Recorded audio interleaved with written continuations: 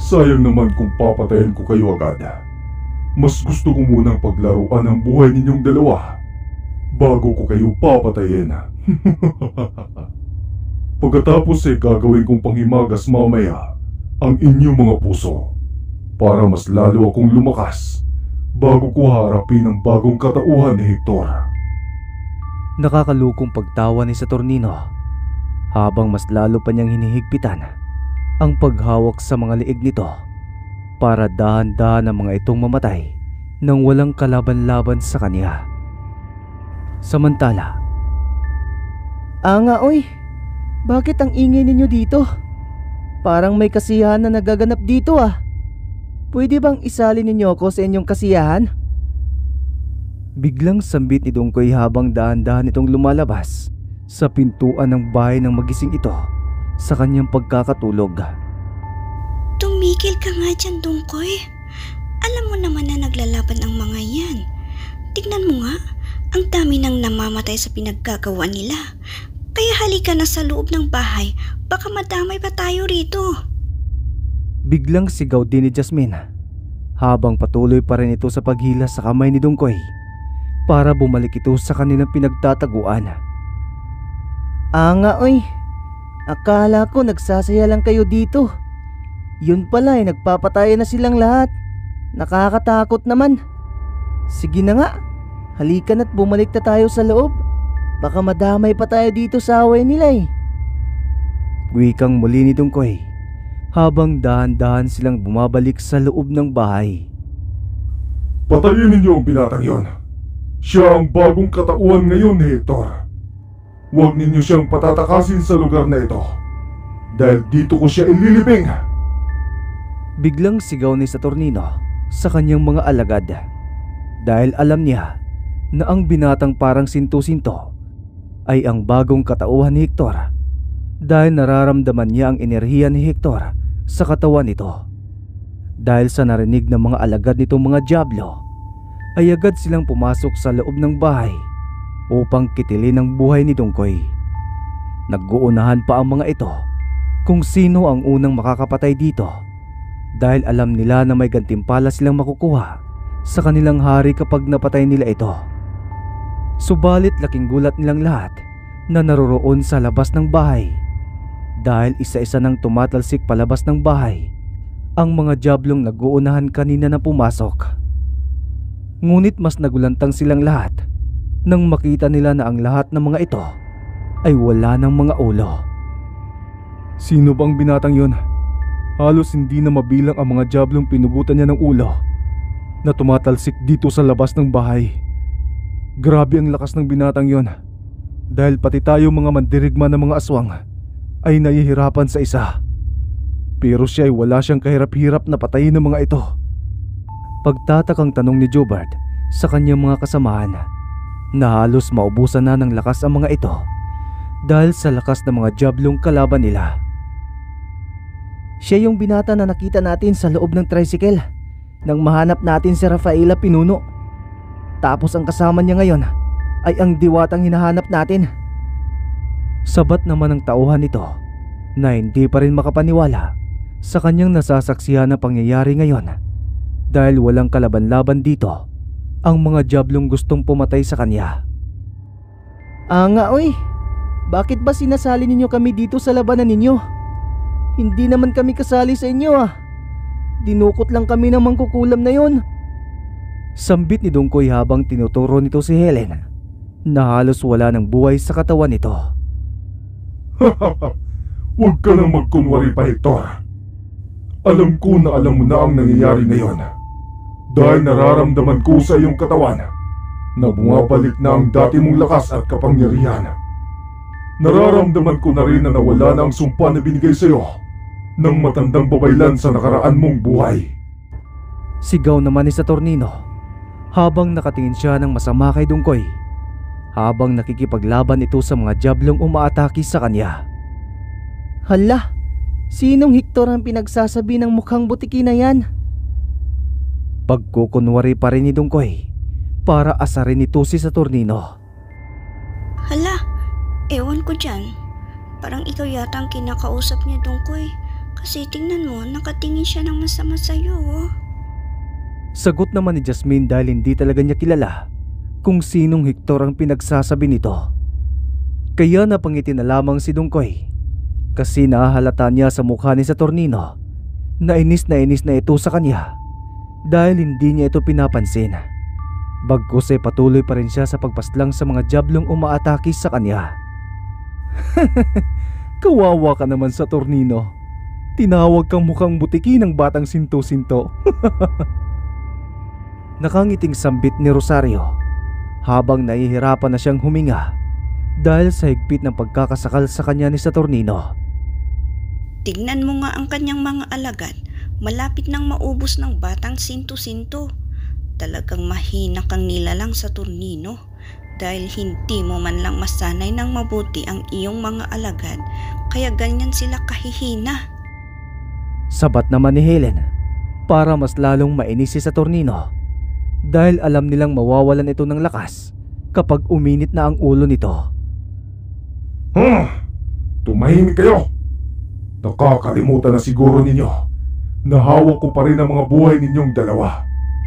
Kaya huwag na kayong magsalita pa ng kung ano-ano pa riyan. Pinapabilis ng ninyong dalawa ang inyong kamatayan sa mga kamay ko. Sambit ni Saturnino sa dalawa kasi kahit nahihirapan na ang mga ito ay nakuha pa nilang ngumiti at magsalita para asarin lamang siya. Hay naku, Saturnino, napakasensitibo mo talaga. Ang tingin ko pa nga sa'yo ay tila mas binabay pa ang iyong puso kaysa sa akin. Napakadali mo talagang masaktan sa isang salita lang. Muling sabat ni Rosario para mas lalong magalit sa kanila si Saturnino para patayin na lang sila nito nang hindi na nahihirapan pa. Dahil sa mga pinagsasabi ni Rosario ay umuusok na sa galit si Saturnino. Kaya binalibag niya ito ng paulit-ulit hanggang sa nawalan ito ng malay. Dahil din sa ginawa nito kay Rosario ay tuwang-tuwa na naman si Helen kasi napikon na naman si Saturnino sa pangangantyaw nila rito. Ikaw, gusto mo rin bang matulad sa kanya? Galit na sigaw ni Saturnino kay Helen kasi kahit hirap na itong makagalaw at makahinga ay pinipilit pa rin itong tumatawa. Uy! Ang mukhang butiki na yun, oh. Napikon sa kanyang kalaban habang pinagtatawanan siya ng mga ito. Mahinang nilalang kasi, kaya napakadaling mapikon. Sigaw ng malakas ni Dungkoy kasabay ng malakas din niyang pagtawa para mas lalong mapikon sa kanila si Saturnino. Dahil sa mga pinagsasabi ni Dungkoy kay Saturnino ay binabalibag din ito si Helen na agad din namang itong nawala ng malay. At dahil sa sobrang galit nito ay akma na niyang dudukutin ang puso ng mga ito upang kanyang kainin. Subalit bigla na lang siyang inatake ni Dungkoy upang pigilan siya sa kanyang binabalak. Hindi man alam ni Dungkoy kung anong balak nitong gawin sa dalawa, ngunit kinakabahan siya dahil nakita niya ang bangkay ni Damulag at ni Maria na butas na ang mga dibdib ng mga ito na halatang dinukot ang mga puso nito at kinain. Puti ka! Pagbabayaran mong ginawa mo sa akin! Sigaw muli ni Saturnino habang iniinda niya ang ginawang pag-atake sa kanya ni Dungkoy. Tampalasan ka! Kailan ka pa natutong kumain ng sariwang puso ng kapwa nating mga diablo? Dahil ba sa ambisyon mong maging hari ng lahat, kaya pati mga kauri mo ay kinakain mo na para lang mapasa iyo ang kanilang lakas at kapangyarihan? Biglang sambit ni Dungkoy sa seryosong boses nito. Tama ka, Hector. Tama ka. Pati ang puso mo ay kakainin ko rin kapag natalo na kita. Pagkatapos ay gagawin kong palamuti sa aking palasyo ang mga bangkay ninyong lahat para ipakilala sa lahat ng mga nilalang na nabubuhay sa mundong ito na tinalo ko ang 6 na makapangyarihang diablo na ako lamang mag-isa. Sigaw ni Saturnino kasabay din ng malakas niyang pagtawa. Pero bago mangyari yon, ay talunin mo muna ako. Pero kapag tinalo kita, ay ako na mismo ang kakain sa iyong puso para maranasan mo rin ang pakiramdam ng naranasan nilang lahat kung gaano ito kasakit. Sambit muli ni Dungkoy dahil alam niya kung gaano kasakit ang mawala ng puso. Kung ganon, ay simulan na natin ang laban. Muling sambit ni Saturnino at mabilis na siyang umatake patungo kay Dungkoy para wakasan na ang buhay nito.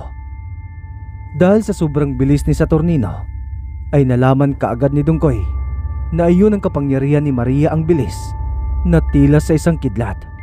Kaya naman agad niyang ginamit ang kanyang kakayahan na doppelganger gamit ang kanyang anyo at kakayahan upang tulungan siya na labanan ang lakas at kapangyarihan ni Saturnino. Kaya agad ding lumabas sa kanyang harapan at likuran ang kanyang mga kawangis upang tulungan siya na makipaglaban kay Saturnino. Subalit kaagad namang naglaho sa kanyang harapan si Saturnino at bigla na lang din naglaho ang isang doppelganger niyang pinalabas dahil may biglang may umatake dito mula sa kanyang likuran. Kaya nabigla si Dungkoy kasi nakita na niya na dahan-dahang lumalabas sa portal si Saturnino na malakas na tumatawa. Habang naglalaho naman sa matutulis nitong mga kuko ang kanyang kawangis na doppelganger dahil sa inatake iyon na hindi niya napansin sa sobrang bilis ng pangyayari. Doon na pagtanto ni Dungkoy na nakuha na rin ito ang kakayahan ni Biason, kaya nagagamit na nito ang portal para gawing sandata para labanan siya. Kaya napapangiti na lang si Dungkoy kasi alam niyang mahihirapan siya ngayon sa pakikipaglaban kahit bumalik na ang kanyang totoong lakas at kapangyarihan. Paano mo nasikmura na kainin ang puso ng iyong mga kapatid para makuha lang ang kanilang kakayahan? Isa ka talagang mahinang nilalang dahil ginagamit mo ang kakayahan ng iba para manalo ka lang sa laban nating dalawa. Nakangiting sambit ni Dungkoy habang iniisip nito kung paano niya matatalo ang Diablo ng mga dragon. Gagawin ko ang lahat para lang makamit ko ang ninanais kong pangarap. Kaya kahit ano ay gagawin ko para mas lalo kong lumakas na higit pa sa lakas mo, Hector. At kilalanin ako na isang Diyos ng mga nilalang na nabubuhay sa mundong ito. Sagot naman ni Saturnino kasabay na muli niyang pagpasok sa portal para lihim siyang makaatake kay Dungkoy nang hindi nito namamalayan. Ang tindi naman ng pangarap mo, Saturnino. Hihigitan mo si Lucifer na lumikha sa atin na kilalanin na isang Diyos ng lahat. Natatawa na lang ako sa iyo dahil kung mapaslang mo man ako ay ang mga arkanghel naman ang makakalaban mo dahil masisira mo ang balanse ng mundo ng mga buhay. Sagot naman ni Dungkoy dahil iyon ang katotohanan, kaya hindi na siya nangarap pa ng mataas dahil ang mga arkanghel na ng kalangitan ang kanyang mga kalaban sa huli. Kahit sino pa makakalaban ko ay wala akong pakialam. Sagot naman ni Saturnino kasabay ng pag-atake niya muli sa isang doppelganger ni Dungkoy na agad naman itong naglaho sa kawalan. Putik naman, paano ko siya malalabanan kung nagtatago lang siya sa isang portal habang palihim siyang umaatake? Ang dalawa kong doppelganger ay walang nagawa sa kanya. Tuso ka talaga, Saturnino. Kapag nakakita ako ng pagkakataon ay tatapusin ko agad ang buhay mo. Sambit ni Dungkoy sa kanyang sarili habang umiikot ang kanyang paningin kung saan ito muling lilitaw para atakihin siya ng palihim. Saan ka nakatingin, Hector? Nandito ako sa ibaba. Biglang sigaw ni Saturnino sa paanan nito kasabay ng paghawak niya sa paa ni Dungkoy at binalibag siya nito ng paulit-ulit. Ramdam ni Dungkoy ang lakas nitong taglay kaya hindi siya makawala sa pagkahawak nito sa kanya. Kaya kahit anong pagpupumiglas pa ang kanyang ginawa ay hindi talaga siya makawala rito. Kaya napagtanto niya na ang lakas din ni Damulag ay nakuha na rin nito. At habang iniisip nito ang lakas ni Damulag na nakuha ni Saturnino ay bigla na namang nagliyab ang isang kamao nito at paulit-ulit na naman siyang pinagsusuntok habang nakatiwarik siya sa harapan nito. Kaya tuwang-tuwa si Saturnino dahil hindi man lang makalaban sa kanya si Hector na dating pinakamalakas na Diablo sa kanilang lahi. Ano, Victor? Lumaban ka. Akala ko ba malakas ka? Pero bakit ngayon ay nagpapasunto ka na lang sa akin? Natatakot ka ba sa akin kaya tatanggapin mo na lang ang iyong kamatayan? Ano, Victor? Sumagot ka! Sambit ni Saturnino habang tuloy pa rin ang pagpapahirap niya kay Dungkoy na tila wala na itong lakas na lumaban pa sa kanya. Habang walang awa na pinapahirapan si Dungkoy ni Saturnino, ay bigla namang sinipa ni Jasmine ang likuran nito. Subalit parang sinipa lang ni Jasmine ang isang bato dahil hindi man lang natinag sa kinatatayuan nito si Saturnino. Hoy, butiki, bitawan mo nga siya. Bitawan mo siya. Walang hiya ka. Papatayin kita. Sigaw ni Jasmine habang patuloy pa rin ang pagsipa niya at pagsuntok niya rito para bitawan lang ni Saturnino si Dungkoy. Ngunit ganoon pa rin ang nangyayari. Wala pa ring reaksyon ng Diablo ng mga dragon at patuloy pa rin itong pinapahirapan si Dungkoy at pinagtatawanan dahil iniisip nitong dahan-dahan niya itong papatayin bago nito kainin ang puso nito. Umalis ka rito, Ipis, kung ayaw mong mamatay. Biglang sambit ni Saturnino kasabay ng pagwasiwas ng kanyang kamay na kaagad namang tinamaan si Jasmine sa mukha nito. At dahil sa lakas ng ginawa ni Saturnino kay Jasmine ay tumilapon ito sa malayo. Nang makita naman ito ng manok ay agad naman niya itong tinungo upang tingnan kung ayos lang ba ito. Subalit habang papalapit siya rito ay tila nagkakaroon siya ng kakaibang pakiramdam. Hala, anong nangyayari sa akin? Tanong ng manok sa kanyang sarili habang papalapit siya kay Jasmine. Manok! Psst! Manok! Halika dito! Bilisan mo! Biglang sambit ni Helen sa manok nang makita niya itong papalapit ito sa diwata. Ako ba ang tinatawag mo? Tanong naman ng manok kung siya ba talaga ang tinatawag ng mangkukulam. Oo, ikaw nga. Siyo nga. Wala naman ibang manok dito kung hindi ikaw lang. Ay nako, bilisan mo bago pa kita gawing pulutan. Halika na dito para mabawi ko na sa'yo ang binigay ko sa'yong sumpa. Bilisan mo bago pa ako mawalan ng malay. Sambit ni Helen sa manok dahil naalala niya na ito pala ang binigyan niya ng sumpa ng pagiging manok nang mahuli niya itong kinakain nito ang mga alaga niyang manok. Dahil sa sinabi ni Helen ay agad namang tumungo ang manok sa kinaroroonan nito at doon ay nagbigkas ng mahiwagang salita si Helen upang putulin na nito ang sumpang ibinigay niya rito. Kaya bigla na lang nagliwanag ang katawan ni Rafaela habang dahan-dahan naman siyang bumabalik sa dati niyang anyo bilang isang taong aswang. Pagkatapos na bumalik ni Rafaela sa dati niyang anyo ay napatigil si Saturnino sa panggugulpi kay Dungkoy dahil bigla niyang naramdaman ang enerhiya ng pulseras na bigla na lang nagliwanag at lalo pang lumalakas sa paanan ng diwata nang bumalik sa dating anyo ang manok na sinumpa ni Helen. Bakit biglang lumakas ang enerhiya ng pulseras na yon? Huwag mong sasabihin ang sinumpa ni Helen para maging manok ay ang bagong katauhan ni Greta. Kaya ganoon na lang ang naging reaksyon ng pulseras ng mga kerubena nang makita niyang nagmamay-ari sa kanya. Pabiglang tanong ni Saturnino sa kanyang sarili habang nakatingin ito kay Rafaela habang sobrang saya nito dahil bumalik na ito sa dati niyang anyo bilang isang taong aswang. Pagod ka na ba sa panggugulpi mo sa akin, Saturnino?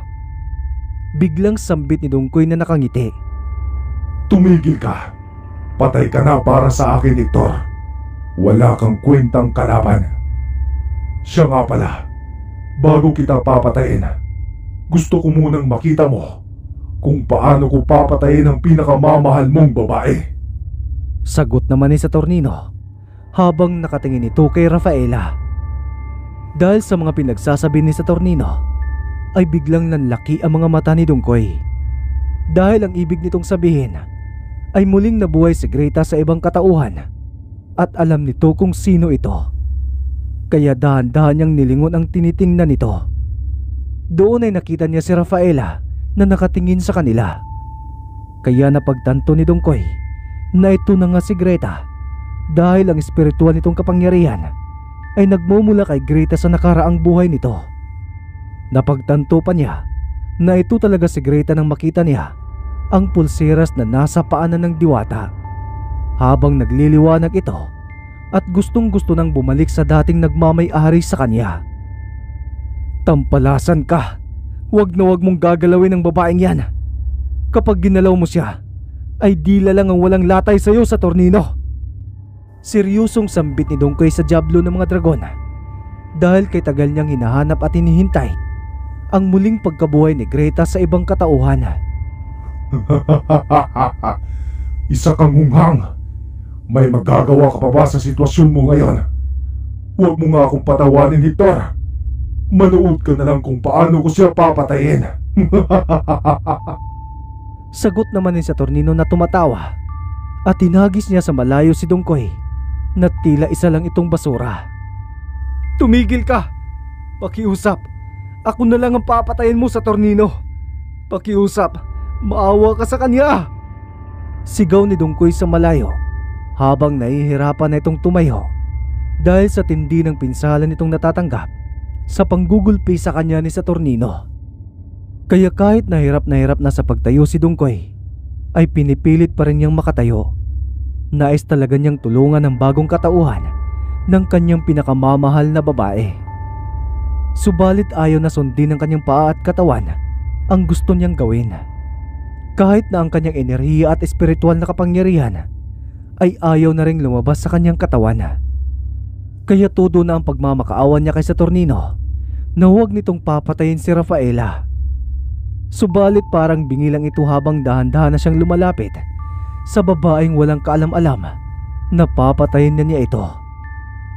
Rafaela, umalis ka na dyan! Papatayin ka niya!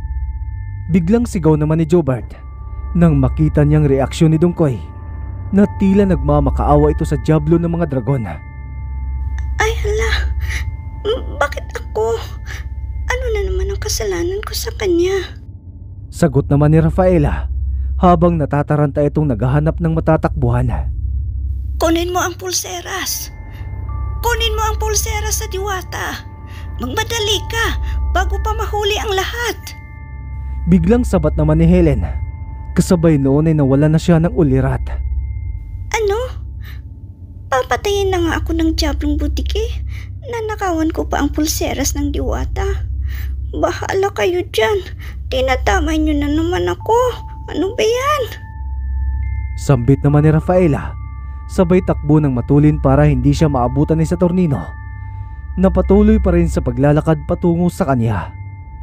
At habang tumatakbo naman si Rafaela, ay nagsabay-sabay naman na umaatake ang mga alagad ni Jobert upang protektahan si Rafaela. Hindi man nila alam kung anong pakay nito sa kanilang prinsesa, kaya kailangan nila itong mailigtas para ligtas itong makakauwi sa kanilang baryo.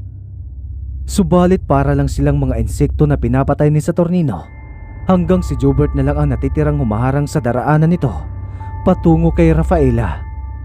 Ngunit sa isang bigwas lang ni Saturnino ay lumipad na rin ito sa malayo na wala man lang nagawang pag-atake dahil sa sobrang lakas ng kinakalaban nila. Kuya Jobert! Sigaw ni Rafaela nang makita niyang kanyang kapatid na wala na rin itong malay. At saan ka naman pupunta? Biglang sambit ni Saturnino kay Rafaela habang dahan-dahan itong lumalabas sa portal niyang ginawa para madali niya itong mahuli. Ano ang kasalanan ko sa iyo? Bakit gusto mo akong patayin? Pambihirang buhay to. Nung manok ako, lagi akong sinasabong. Ngayong naging tao naman ako, parang magiging pagkain naman ako ng butiking ito. Ano ba yan? Nanginginig na sambit ni Rafaela habang nakatingin ito sa nakakapangilabot na mukha ng Diablo ng mga dragon. Wala lang. Trip ko lang na patayin ka. Sagot naman ni Saturnino habang tumatawa ito. Ngunit ang totoo niyan ay ayaw talaga niya na makuha nito ang pulseras ng mga kirubin, dahil iyon lang talaga ang may kakayahang tapusin siya nang walang kahirap-hirap. Kaya nagmamadali siyang patayin ito para wala na siyang problema sa hinaharap. Kaya agad niyang sinakal si Rafaela para kunin na ang buhay nito. Ngunit nabigla siya nang biglang may humawak sa kanyang balikat. Pagtingin niya ay mayroon itong matutulis na kuko na kulay itim at may balahibong kulay puti. Alam niya na kamay ito ng isang dyablo, subalit hindi niya alam kung sino ang nagmamay-ari nito. Kaya nagmamadali siyang lumingon para tingnan kung sino ang tampalasan na gumugulo sa kanya para wakasan na ang buhay ng tagapagmana ng makapangyarihang pulseras.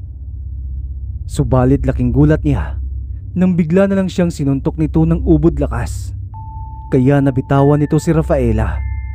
Ngunit hindi pa doon natatapos, dahil sunod-sunod pa siya nitong inatake ng mga malalakas na suntok habang siya ay nakahiga sa lupa. Nagdulot iyon ng malaking butas, habang ang katawan naman niya ang ginawang panghukay, habang wala naman siyang tigil na sinusuntok ng isang nilalang na nasa anyo ng isang lobo. Doon napagtanto ni Saturnino na bumalik na si Hector sa dati nitong anyo bilang isang diablong lobo na may 10 buntot na ngayon.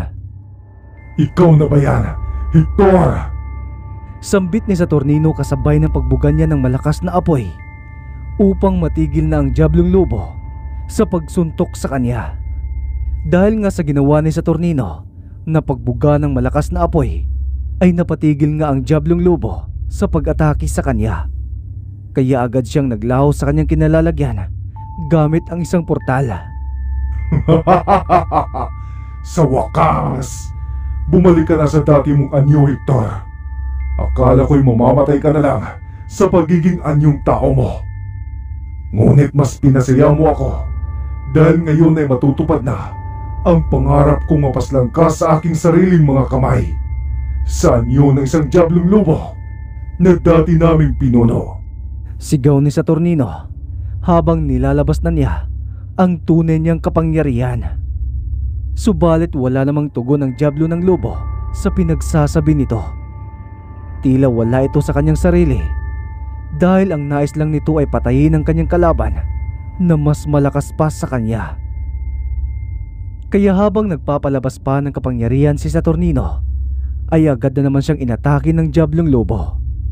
Kaya nagmamadali na naman na pumasok si Saturnino sa kanyang portal, dahil hindi pa tapos ang kanyang pagpapalakas ng kanyang kapangyarihan.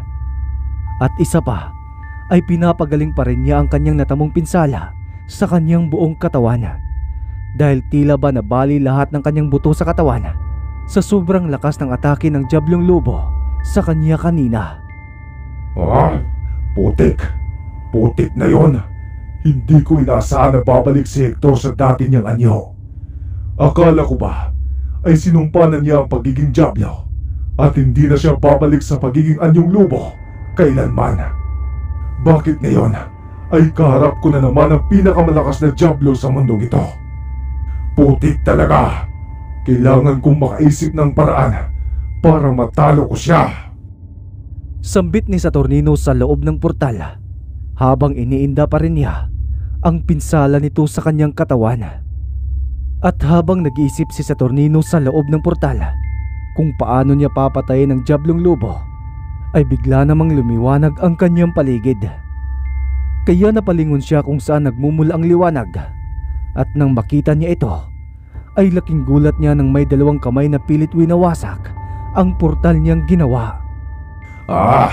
Putik! Putik! Paano niya nakita ang sentro ng portal kong ginawa?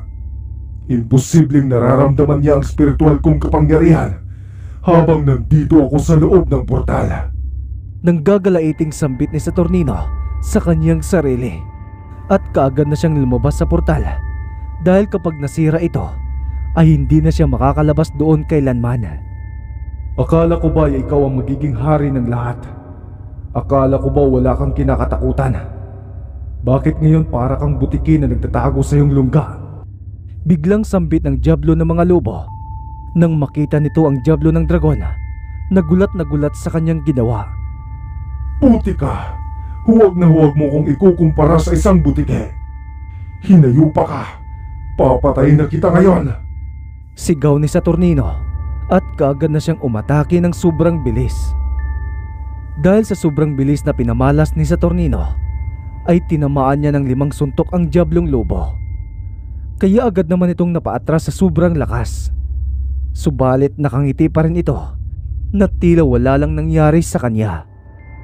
Yan na ba ang lakas mong taglay? Parang walang pinagbago. Dahil ganoon pa rin, isa ka pa ring mahinang nilalang na dapat ko lang nautos-utusan at gawing alipin habang buhay.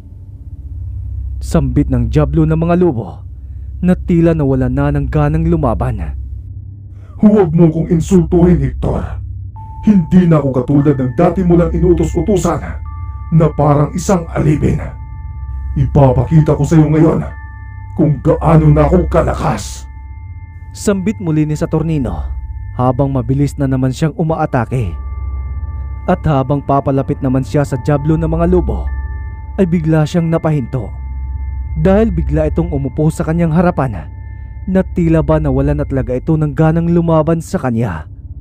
Kaya sobrang nagalit ang Diablo ng mga dragon at ginamit na niya ang kapangyarihan ni Damulag na umaapoy na kamao.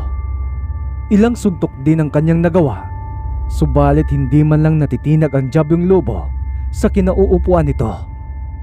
Kaya pinagsanib na niya ang kanyang kapangyarihan kasabay ng kapangyarihan ni Damulag at ni Maria. Doon ay biglang tumayo ang Diablo ng mga lobo at nakipagsabayan na siya sa mga ginagawang pag-atake sa kanya ni Saturnino. Dahil alam niya na hindi na basta-basta ang lakas nito at kapangyarihan, dahil 3 kapangyarihan at 3 lakas na ang kanyang kakaharapin. Sa wakas, naging seryoso ka na rin.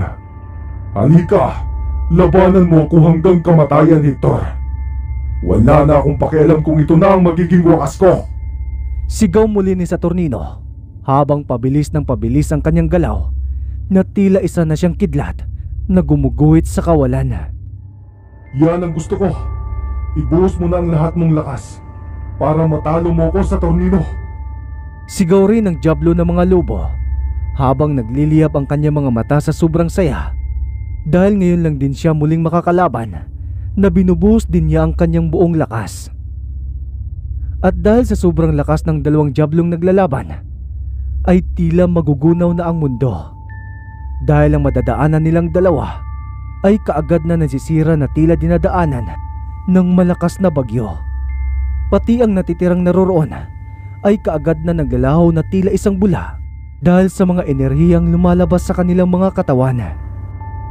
Walang hiya. Saan tayo magtatago nito, Kuya Jobert? Parang masisira na ang mundo dahil sa mga yan. Biglang sambit ni Rafaela habang inaalalayan niyang tumayo ang kanyang kapatid. Hali kayo ditong dalawa. Magmadali kayo. Sigaw din naman ni Jasmine habang kasama nito si Helen at Rosario na nagtatago sa pananggalang nagawa sa mga paniki ni Rosario. Kaya agad namang tumungo roon ang magkapatid na halos tangayin na sila ng malakas na hangin. Ngunit pinipilit pa rin nilang maglakad para makarating lang sila sa kinaroroonan ng diwata. Subalit biglang nadapa si Jobert dahil tinamaan ito ng mga maliliit na mga bato na natatangay ng hangin. Kaya muli itong pinatayo ni Rafaela upang maglakad muli. Ngunit hindi nila alintana na may malaking punong kahoy na palang paparating sa kanilang kinaroroonan. Nagulat na lang si Rafaela nang biglang sumigaw si Rosario at may binato ito sa kanya. "Babae, isuot mo ang pulseras na yan kung gusto mo pang mabuhay." Sigaw ni Rosario habang dahan-dahan na rin siyang nawawala ng malay. Pagkasambit ni Rosario ng katagang yon ay kaagad namang sinuot ni Rafaela ang pulseras. Dahil sa nakikita na niya ang malaking puno ng kahoy na papalapit na sa kanilang kinaroroonan. Hindi man niya alam kung anong magagawa ng pulseras na yon para mailigtas sila sa panganib, ay tinaas na lang niya ang isang kamay niya kung saan nakasuot ang pulseras habang siya ay nakapikit. Nagulat na lang siya nang biglang tumahimik ang buong lugar. Kaya iminulat niya ang kanyang dalawang mata ng dahan-dahan kung ano na ba ang nangyayari. Doon niya napagtanto na natigil na pala ang malakas na hangin.